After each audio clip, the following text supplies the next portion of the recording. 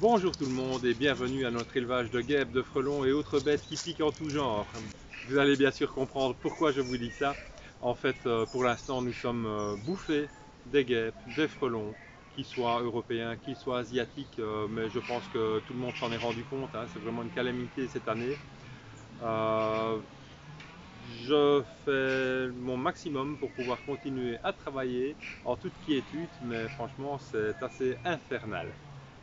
Vous allez comprendre pourquoi, juste après le générique.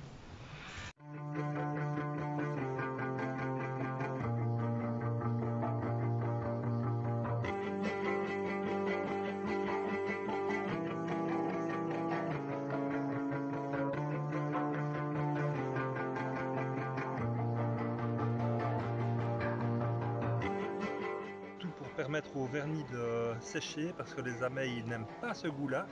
Je remplace la défaillante ou la place par une cellule. Alors non, les abeilles ici ne sont pas des noires. Vous voyez beaucoup d'annonces. Il n'y a presque rien. Et là,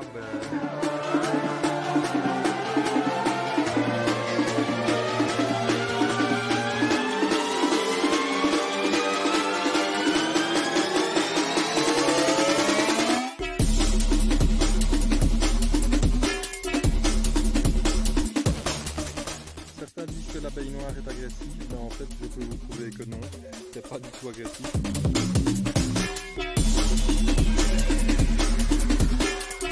ça va durer 24 heures et puis il y aura plus de mois.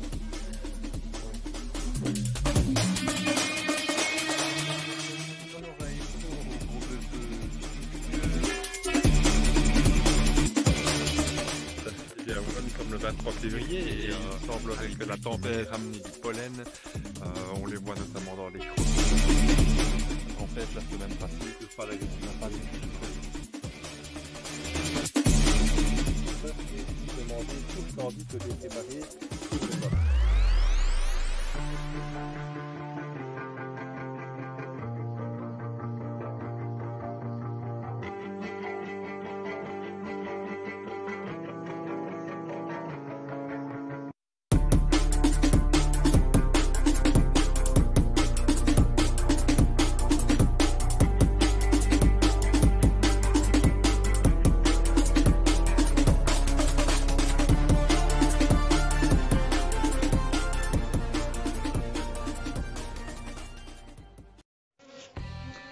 Cette année, nous sommes gâtés avec les guêpes, les frelons et les bêtes qui piquent en tout genre. Ici à Chimel, sur le rucher de fécondation, le frelon asiatique a fait son apparition. Alors on le reconnaît bien, il est magnifique, hein, si on peut dire. Il est noir avec une rayure sur l'abdomen qui est jaune orangé, des pattes jaune citron et le front légèrement jaune. Très racé, très beau, mais très agressif, très dangereux. Alors moi je ne chipote pas, quand j'en vois, je les éclate. Au printemps, sur la région de Chimay, j'ai détruit 5 reines de frelons asiatiques, mais évidemment, c'est une goutte d'eau dans l'océan, comme d'ailleurs de tuer les ouvrières. Hein. Une fois qu'elles sont là, bon, il y en a tout plein et on a difficile de s'en sortir. J'ai carrément des nucléi qui sont vidés par le frelon asiatique qui ont bouffé tout l'intérieur. Alors par contre à Amay, il n'a pas encore fait son apparition, mais ça ne va tarder. À 5 km à Saint-Georges, on a les premiers nids. Mais ici, comme vous le voyez, nous sommes directement derrière les ruches, à quelques mètres. Là, ce sont les guêpes. Et les guêpes, j'ai détruit déjà 3 nids cette année. Voici un 4e que je viens de repérer. Elles n'arrêtent pas, elles sont partout, elles vous passent dans les vêtements, elles piquent. Hein. Je me suis ramassé d'ailleurs une quinzaine de piqûres ici dernièrement. J'ai aussi dû détruire un nid de frelons, mais cette fois-ci du frelon européen qui était chez un voisin, juste au-dessus, installé au-dessus de la maison de jeu des enfants dans le jardin. Enfin bref, cette année on est vraiment gratiné avec toutes ces bestioles. Alors bien sûr pour nous ça fait beaucoup de désagréments, mais pour les abeilles c'est une très grosse pression évidemment. Hein. Ici vous voyez le trou est installé en terre, sûrement un ancien nid rongeur, mais ça n'empêche pas les ouvrières de creuser et d'agrandir le nid en fur et à mesure en prélevant des petites boulettes de terre. Je mets bien des pièges qui sont avec un tiers de vin blanc, un tiers de bière brune, un tiers de sirop de cassis. Ça remplit ces bouteilles-là en 3 jours, c'est plein. Il n'y a plus place pour mettre d'autres insectes. Mais voilà, à un moment donné, il faut trouver une solution. Donc voilà, à un moment donné, ce sont vos abeilles ou même vous-même, ou ce sont les guêpes. Cette année, il y en a énormément. Ici, sur un rayon de 500 mètres, j'ai détruit déjà cette année 3 nids de guêpes chez les voisins. Voici un supplémentaire juste derrière chez moi. C'est infernal en fait. Et ici en une semaine, je me suis ramassé une quinzaine de piqûres. Je suis obligé de mettre la tenue en allant aux abeilles pour ne pas être piqué des guêpes. C'est quand même un comble. Donc j'ai décidé de prendre la solution radicale, c'est-à-dire les éliminer. C'est vrai que c'est un insecte utile, mais quand c'est trop, c'est trop. Donc voilà, ici j'ai préparé une petite mixture. Ne me demandez pas ce que c'est une manipulation dangereuse de faire ça sans être habitué. Donc je ne révélerai pas cette recette. Mais voilà, je vais régler le problème assez rapidement et je serai débarrassé de ce nid.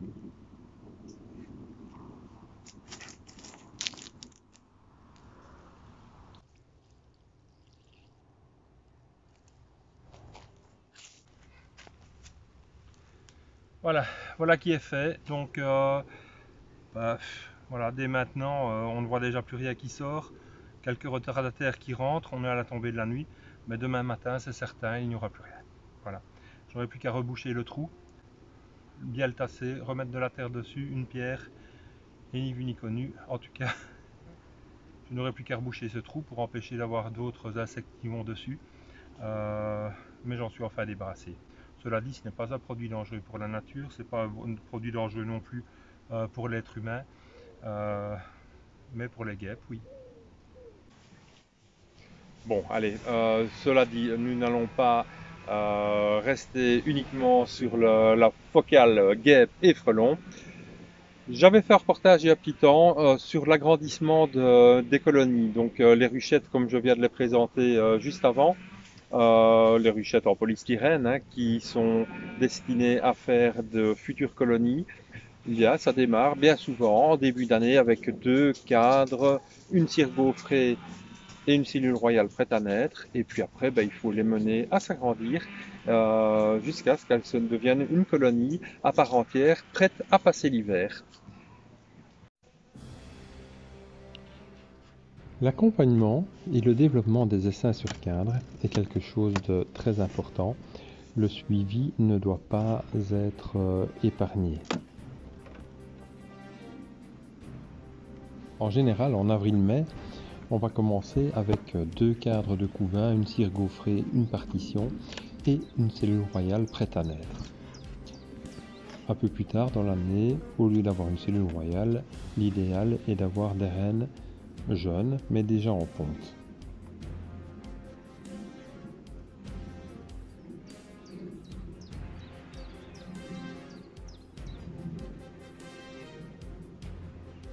Chaque semaine, toutes ces jeunes colonies en développement, à partir du moment où la reine commence à pondre, vont devoir être examinées.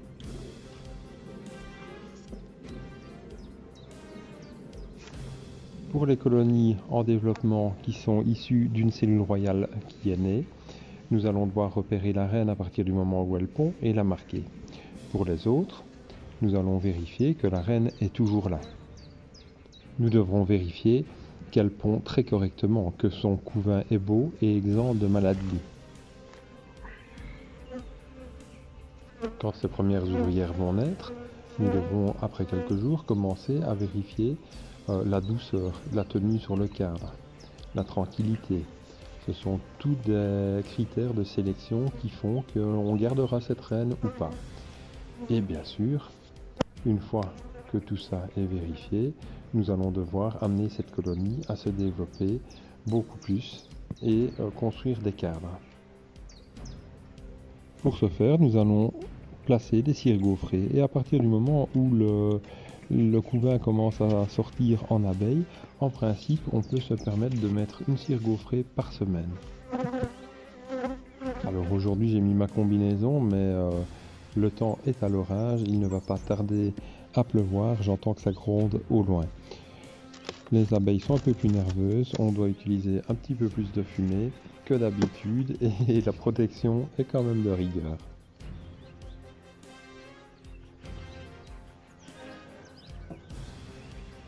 Il faut dire aussi que quand on travaille dans ses propres colonies qui sont déjà établies depuis quelques mois, on connaît la douceur et la tranquillité et on peut faire confiance à certaines colonies plus qu'à d'autres.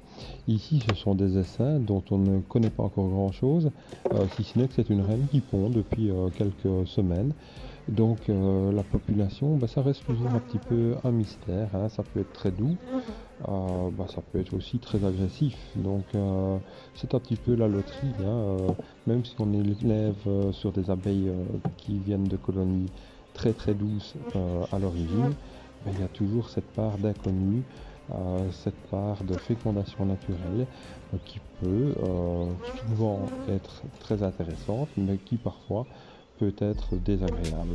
Alors ici, comme vous le voyez, c'est assez doux, voilà, c'est une colonie qui est chouette, mais elles ne sont pas toutes comme ça non plus, hein, donc ça fait partie aussi du travail, c'est de pouvoir remplacer pour ne pas vendre n'importe quoi aux clients.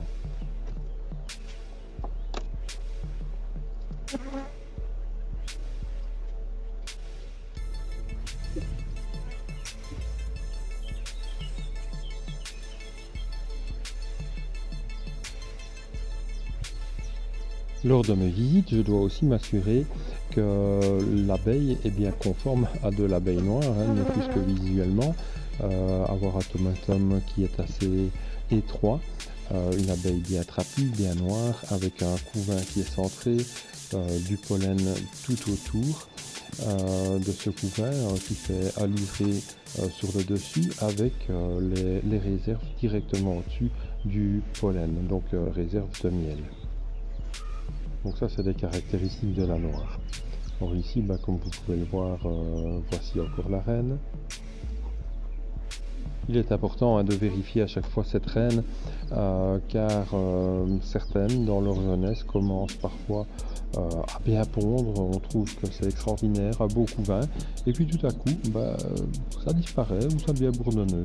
Ça arrive encore bien. Les fécondations peuvent rater. Il y a plusieurs raisons qui peuvent le faire. Voilà, c'est comme ça. Donc on continue d'agrandir et on va passer de colonie en colonie de manière à s'assurer que tout se passe bien et que tout se développe bien.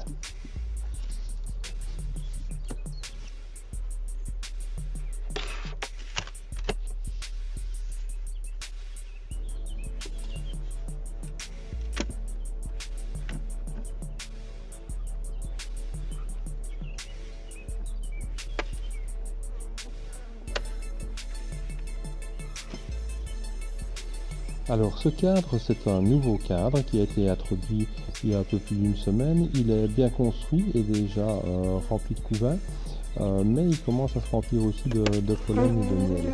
Donc ce que je vais faire, c'est le mettre à la place d'un qui est plus ancien, qui m'a servi à constituer le nucléus, de manière à ce que ce nouveau cadre soit au centre du nid à couvain et que ce soit l'ancien qui soit à l'extérieur. Et que ce soit celui-là qui ramasse les réserves. À nouveau, vous pouvez constater cette belle jeune reine noire, marquée en jaune. Donc, le cadre plus ancien est placé à l'extérieur, le nouveau est placé juste à côté, et puis bien sûr, je vais mettre une cire gaufrée pour la faire construire. Cette cire gaufrée, normalement, la semaine prochaine, devrait être construite en grande partie, la semaine après, complètement. Voilà qui est fait. Il ne me reste plus qu'à refermer cette ruchette et passer à la suivante.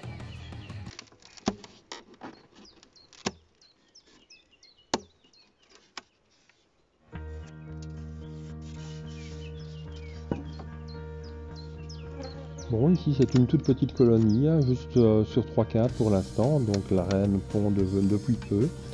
Je vais l'inspecter pareil et l'agrandir si je le peux. Donc je recule la partition et je vais extraire le premier cadre de rive.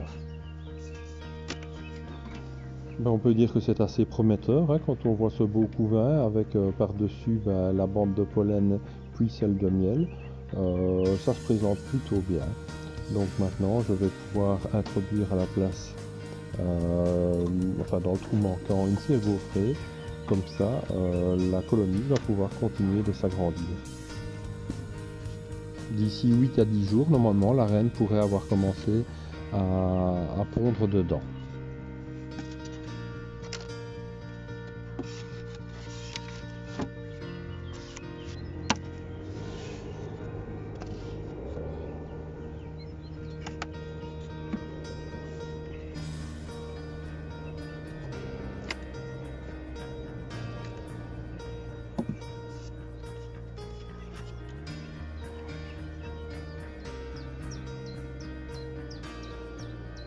Alors dans ces jeunes colonies, il n'y a pas souvent énormément d'abeilles puisqu'on développe le nid à couvain et forcément qu'on ajoute des cadres. Mais malgré tout, elles font le job, l'air de rien. Hein. Quand vous voyez les rayons, ils sont quand même lourds, ils sont vachement pleins de miel. Naturellement, ça se passe le tournage ici pendant la mielée. Donc la reine est bien là.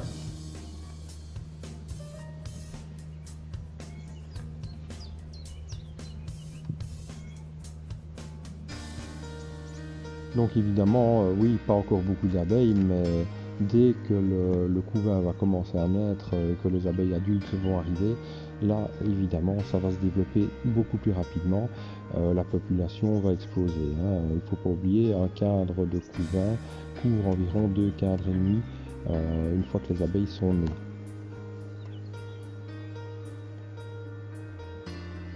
En tout cas, je suis confiant, elle est suffisamment populeuse que pour pouvoir construire une cire gaufrée supplémentaire. Donc je la place et je peux refermer cette ruchette. C'est donc ainsi que va se terminer la visite de ce matin sur ce rucher et il est temps parce que l'orage arrive vraiment et là il était temps de fermer les ruches. Une demi-heure après, la drache commençait.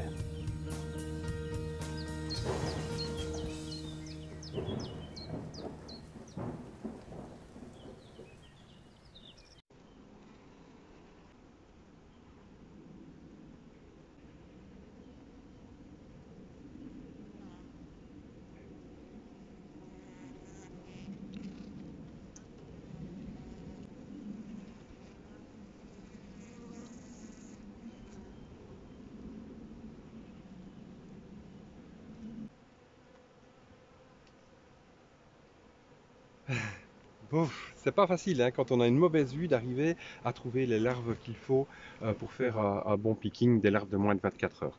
Enfin bon, avec ces petites loupes binoculaires, j'y arrive assez facilement. Et voilà, si la saison tarde un petit peu, certains apiculteurs me disent mais je n'aurai jamais mes reines. En fait, moi je continue. Il y a des mâles, il y a des fécondations. Et je dois dire que pour l'instant, les fécondations sont très bonnes. Donc, je continue d'élever sur mes meilleures lignées avec une douceur exceptionnelle. Ça continue à être pourvu d'abeilles. Et voilà, donc ici je vais prélever ce cadre, je vais le secouer, je vais faire mon picking. Et puis en attendant, je vous propose le prochain reportage. J'ai commencé le nourrissement des ruchettes. Suivez-moi, on va aller voir comment je fais. Alors cette magnifique reine, je vous l'ai déjà présentée, c'est la N2032 FC. Donc N comme noir, 20 c'est son année de naissance, 32 c'est le numéro qu'elle avait sur le dos car sa pastille s'est décollée, il reste le vernis. FC, mes initiales, Frédéric Catoul. Alors voilà, ici je débarrasse le cadre des abeilles pour pouvoir aller dans l'atelier pour faire le picking et continuer à faire l'élevage de reines. Alors c'est sûr qu'à cette époque, il y a un petit peu moins de cellules qui sont acceptées, mais enfin celles qui le sont très belles et les reines qui en sortent sont très grosses. Il y a aussi la pression du frelon asiatique et des guêpes sur les ruchers de fécondation. Mais bon, allez, on s'en sort quand même. Maintenant, nous allons aller voir le nourrissement des ruchettes, comment j'ai fait. Allez, c'est tout de suite. Les réserves de sucre sont là, je vais pouvoir commencer le nourrissement des ruchettes. Dans un seau, je vais verser 8 kg de sucre. J'ai acheté des paquets de sucre en supermarché. Ça me revient moins cher que d'acheter des sacs de 25 kg en section apicole. De plus, manipuler les petits paquets qui sont rassemblés par 10 kg, ça fait moins mal au dos que des gros sacs de 25 kg.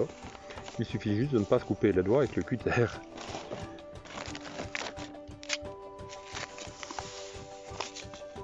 Pour une ruchette d'Adam 5 cadres ou 6 cadres, j'aurai besoin donc de 8 kg de sucre, 150 ml de vinaigre et 4,5 litres à 5 litres d'eau. Je prends de l'eau du robinet, froide, il n'y a pas besoin qu'elle soit chauffée. Bien sûr, pour l'exemple, je vous ai montré à seau, mais je travaille en série évidemment, de manière à pouvoir aller plus vite. Donc je remplis tout avec de l'eau, ensuite tout avec le vinaigre, et puis je place le sucre dans chaque seau. Et après seulement, je peux commencer à mélanger.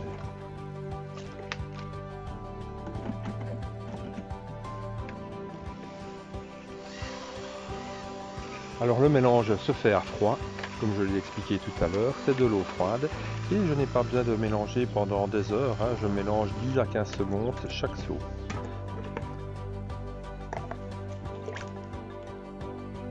Alors bien sûr, le sucre ne va pas fondre en quelques secondes, il faudra à peu près 24 heures pour que le mélange, le sirop soit complètement réalisé. Avant, je réalisais mon sirop à chaud, en faisant bouillir l'eau avec le sucre et le vinaigre, mais maintenant j'ai tellement de ruches qu'il m'est impossible de pouvoir réaliser ça. Ce serait des cuves énormes qu'on devrait utiliser pour pouvoir le faire. Et puis à l'heure actuelle, l'énergie coûte tellement cher, ce serait vraiment du gaspillage. Vous l'aurez remarqué, je referme chaque seau à chaque fois, car cette année il y a tellement de guêpes que le pillage est énorme. Et d'ailleurs, il n'y a pas que les guêpes, les abeilles aussi viennent pour se servir. Voilà, c'est aussi simple que ça. Demain matin, je n'aurai plus qu'à repasser à petit coup le mélangeur dans chaque seau et le sucre sera complètement fondu. Mon sirop sera prêt. Le lendemain, j'ai un très beau sirop limpide qui va pouvoir être utilisé pour nourrir mes colonies.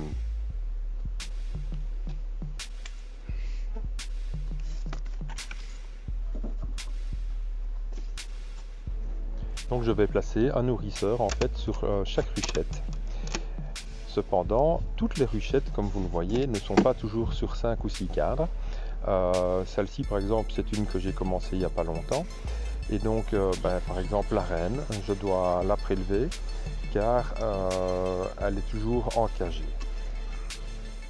Je l'avais enfermée dans une cagette car je venais de la marquer avec une pastille et de la superglue. Pour ne pas que l'odeur dérange les abeilles, je l'ai emprisonnée pour quelques heures. Enfin, j'ai fait ça hier. Aujourd'hui, je libère le candy de manière à ce que les abeilles puissent libérer leurs reines. Et en même temps, tant qu'à faire, j'en profite pour ajouter une cire gaufrée.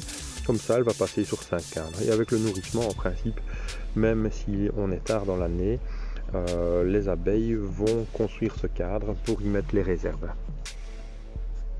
Donc ici, je place le nourrisseur. Alors vous voyez le trou avec le cabochon, soit il est au milieu du réservoir, soit sur un des côtés. Le cabochon, je m'assure qu'il soit bien en place. Et puis alors, je vais pouvoir commencer à nourrir chaque ruche. Et comme vous le remarquez, chaque ruche a son seau de sirop, de manière à ce que chacune ait leur part équitable. J'avais placé les nourrisseurs hier soir et ce matin, il est encore très tôt, le soleil n'est pas encore levé, mais je commence à faire le nourrissement. C'est pratique aussi parce qu'il n'y a pas encore d'abeilles qui volent ou presque pas. De temps en temps, il y a un cabochon qui s'enlève et en fait il colle au couvercle parce qu'il y a toujours un petit peu des constructions de cire. Si c'est pas bien nettoyé, ça colle au couvercle.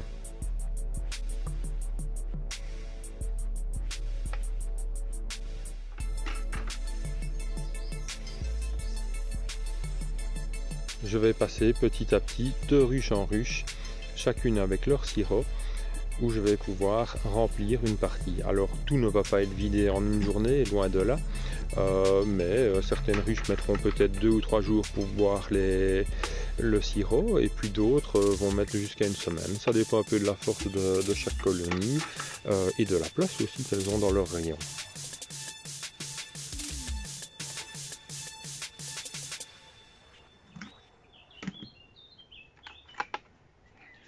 Par contre, ainsi les abeilles ne volent pas encore. Par contre, les guêpes sont déjà là. À peine l'aube est levée, les guêpes sont là et tournent autour. Elles essayent de piller. C'est vraiment très dérangeant. Cette année, je mets souvent ma combinaison pour aller aux ruches pour me protéger des guêpes plus que des abeilles.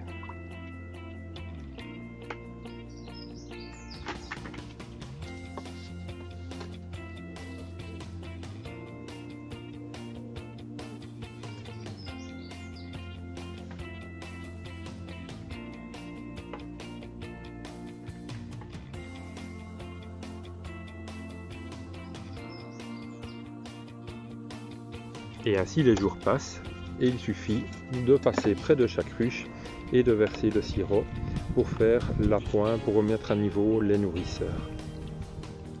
Comme je le disais tout à l'heure, elles absorbent à leur rythme. Certaines ont déjà terminé de prendre leur sirop après 3 jours.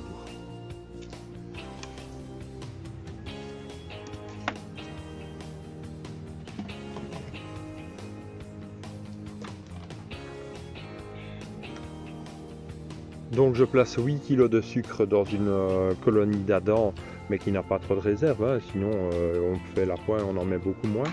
Par contre pour une grosse colonie, on peut aller jusqu'à 10 kg. Avec l'abeille noire, il n'y a pas besoin de plus pour passer l'hiver. Aïe, quelle maladresse, j'ai mis trop de sirop dans un des nourrisseurs, ça passe par-dessus bord et ça s'écoule hors des ruchettes. Je dois absolument rincer le plus vite possible. Je prends un arrosoir et j'arrose abondamment pour diluer et dissoudre ce sirop de manière à ne pas avoir un pillage carabiné car les guêpes et les abeilles n'attendent que ça. Voici une ruche qui vient d'absorber tout son sirop, alors le seau est terminé et je vais déplacer le cabochon de manière à laisser un interstice pour que les abeilles puissent entrer dans le nourrisseur une fois qu'elles auront vidé le sirop. De cette manière, elles vont renettoyer tout l'intérieur du nourrisseur et il n'y aura plus de traces de sirop collant. Ce sera parfait, on pourra le remiser ou le placer sur une autre ruche.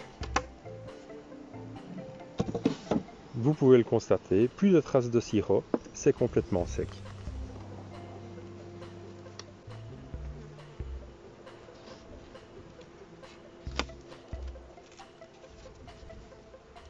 Et voilà donc une grosse étape qui se termine et c'est le début de l'année, hein. Le début de la saison commence par le nourrissement, la préparation pour l'an prochain. Maintenant je n'ai plus qu'à refermer, je ferai les traitements pour le varroa et j'ai fini avec les ruchettes pour cette année.